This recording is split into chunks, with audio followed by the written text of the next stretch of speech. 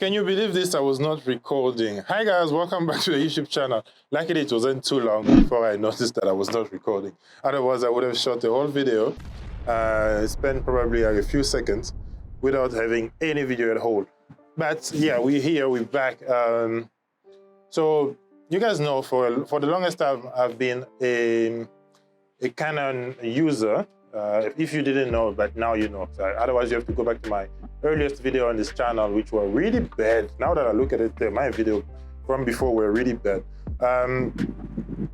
I started this channel shooting on the Canon 650.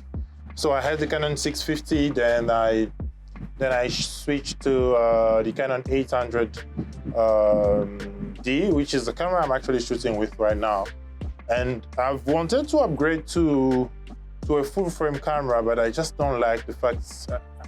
I used to have a 6D. I used it mostly for video, for photos.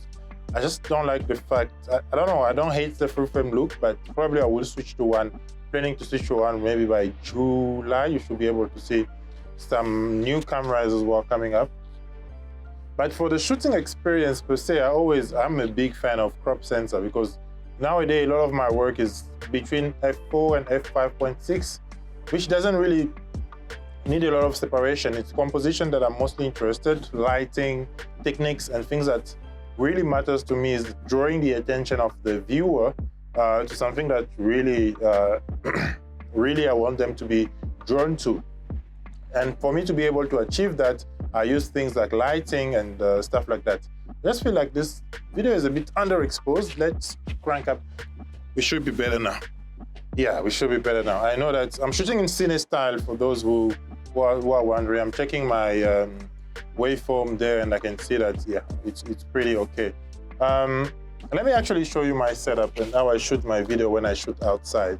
Because I'm shooting on the 50mm, I'm shooting on the 50mm on the 800D, which giving me pretty much like a 85mm. I like the compression in the background. There we go. So this is how I shoot my video. So this is pretty much how I shoot my video. That's super basic, nothing too hard. I think for YouTube, you shouldn't really go too hard on yourself. So I have my monitor over there. Let's maybe just reduce. So I have my monitor over there that I use to monitor my video. And then the camera is back here. And here my camera is set up. I'm using a microphone here just to capture microphone a little better, but I have another recorder on me, and that just allows me to move a little further. And I like the quality coming out of the recorder audio better than coming out of this microphone. I use this when I'm using like vlog style and I'm on the go. So this is my setup. So as I was saying, I've been using Canon for quite some time. Not even just quite some time, for quite a long time. But just feel like in terms of the crop sensor that they're bringing now, they are good, some good things. I'm not gonna lie. I think the R8 looks like a good proposition. The R7 as well. I shot with the R10, didn't like it much. I feel like that's really very amateurish for Canon to release that camera. No 10-bit, 8-bit colors, and no C-Log as well. It's a really bad sensor, and I just don't like that sensor at all. I think it might even be the same sensor as the one on the 800D, because it's lacking. It's too sharpened and doesn't give you a lot of things. Where is the competition? So let's speak about the competition, and let's speak about the camera I switched to, and I promised that I'll be switching to. So I switched to the Fuji-XT2. Don't be surprised that I have the XT2 first. The reason why I switched to the XT2 first, just putting my other camera over there. So the reason I switched to the XT2 first, so this is the camera that I have now. It's the XT2. It's an amazing little camera. Let's put it over there. So the XT2, I just have a small handle that I use, like a tripod handle that I use on it. It's not a perfect camera, I'll say the least. No camera is perfect until you start using it, obviously. But I really like Fuji's proposition in terms of the crop sensor camera. They don't have full frame, they have crop sensor and medium format camera. And I like the proposition from the camera. I like the customization. I like the freedom that they give you, whatever the range of the camera that you are looking for. And that is something that really attracted me to the brand, first of all, and the non-limitation of the brand. So I shoot RAW on my Canon 800D, and I've used it on professional work as well and weddings as well. You wouldn't even know. I'll put some pictures here. All of these were shot with the 800D. It's a good camera. It's an amazing camera. I've used it for quite some time and it's got me to this point. So I can't just sit here and start telling you guys that it's a very bad camera. No, I've used the camera. I have to be honest with that. But I've been looking at switching brands for some of the reasons as to whatever I get at the price point of Canon for the crop sensor that I'm getting it, I'll just get a little bit of more in terms of crop sensor with Fuji. That is simply put, that's the only thinking and the only reason behind why I'm switching lenses. I'm switching camera, sorry, not lenses. And lens is something else that has to come as well. This was quite a good deal, to be honest, because I got it with a lens. And the reason why I got it with the lens is for the same price where anywhere else I would get less than that. I just have to buy a battery grip because I feel to get the most of this camera, you need to have it with the battery grip. I'll do a review about it. It's an old camera, but I'll do a review about it in the perspective that I'm using it. But so far, I've only been able to use it on my cousin's graduation and then with my wife here at home. I don't even have any test footage. So the test footage and everything is coming at the end of, I will do it next week because I have other commitment as well. But so far, I'm pretty much happy with that.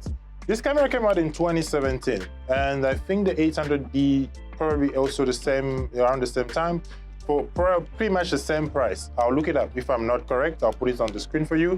But what I can achieve with this camera, I can't even do half of it with the 800D.